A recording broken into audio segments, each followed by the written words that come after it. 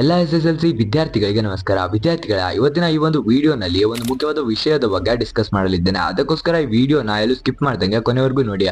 ಅದಕ್ಕಿಂತ ಮುಂಚೆ ನೀವೇನಾದ್ರೂ ನಮ್ಮ ಚಾನಲ್ಗೆ ಸಬ್ಸ್ಕ್ರೈಬ್ ಮಾಡಿಲ್ಲ ಅಂದ್ರೆ ತಪ್ಪದೇ ಸಬ್ಸ್ಕ್ರೈಬ್ ಮಾಡ್ಕೊಳ್ಳಿ. ಯಾಕಂದ್ರೆ ಇನ್ನು ಇದೇ ತರ ಹೆಚ್ಚಿನ ಮಾಹಿತಿಗಳು ನಿಮಗಾಗಿ ನನ್ನ ಚಾನಲ್ ಬರ್ತಾನೆ ಇರುತ್ತೆ. ಅದಕ್ಕೋಸ್ಕರ ತಪ್ಪದೇ ಸಬ್ಸ್ಕ್ರೈಬ್ ಮಾಡ್ಕೊಳ್ಳಿ.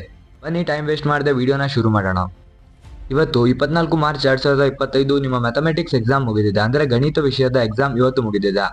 ಎಲ್ಲ ವಿದ್ಯಾರ್ಥಿಗಳು ತುಂಬಾ ಚೆನ್ನಾಗಿ ಬರ್ದಿದ್ದೀರಾ ಅಂತ ಅನ್ಕೊಂತೀನಿ. ಬರ್ದಿದ್ದೆ ಯಾವ ರೀತಿ ಬರ್ದಿದ್ದೀರಾ ಅಂತ ನಿಮಗೆ ಅನ್ಸಿದ್ದನ್ನ ಕಮೆಂಟ್ ಬಾಕ್ಸ್ ನಲ್ಲಿ ಕಮೆಂಟ್ ಆಗಿ ತಿಳಿಸಿ. ತುಂಬಾ ವಿದ್ಯಾರ್ಥಿಗಳಿಗೆ ಗೊತ್ತಾಗುತ್ತಾ. ಸೆಕೆಂಡ್ ಪಾಯಿಂಟ್, ಇದರ ಬಗ್ಗೆ ನಿಮಗೆ ಗೊತ್ತೇ ಇರುತ್ತಾ, 26 ಮಾರ್ಚ್ 2025 ನಿಮ್ಮ ಇಂಗ್ಲಿಷ್ ಎಕ್ಸಾಮ್ ನಡೆಯಲಿದೆ. ಇಂಗ್ಲಿಷ್ ಎಕ್ಸಾಮ್ಗೆ ಯಾವ ರೀತಿ ಪ್ರಿಪೇರ್ ಆಗೋದು ಅಂತ ಒಂದು ಈಸಿ ವೇ ಅನ್ನ ಇವಾಗ ತಿಳಿಸ್ಕೊಡ್ತೀನಿ. ಇಲ್ಲಿವರೆಗೂ ವಿಡಿಯೋ ನೋಡಿರೋರು ತಪ್ಪದೇ ಈ ವಿಡಿಯೋ ಒಂದು ಲೈಕ್ ಹಾಕಿ ಮತ್ತು ನಿಮ್ಮ ಫ್ರೆಂಡ್ಸ್ಗೂ ಕೂಡ ಈ ವಿಡಿಯೋನ ಶೇರ್ ಮಾಡಿ. ವಿದ್ಯಾರ್ಥಿಗಳ ಇಂಗ್ಲಿಷ್ ಎಕ್ಸಾಮ್ಗೆ ಯಾವ ರೀತಿ ಪ್ರಿಪೇರ್ ಆಗೋದು ಅಂತಂದ್ರೆ, ಮೊದಲ ವಿಷಯ ನೀವು ಮಾಡಬೇಕಾಗಿರೋದೇನಂದ್ರೆ, ಪೋಯಮ್ ಮತ್ತು ಪ್ರೋಸನ್ನ ಓದಿರ್ತೀರಾ, ಅದರ ಬಗ್ಗೆ ಸಮರಿಯನ್ನ ನೀಟಾಗಿ ಒಂದು ಪೇಪರ್ ಅಲ್ಲಿ ಬರೀರಿ.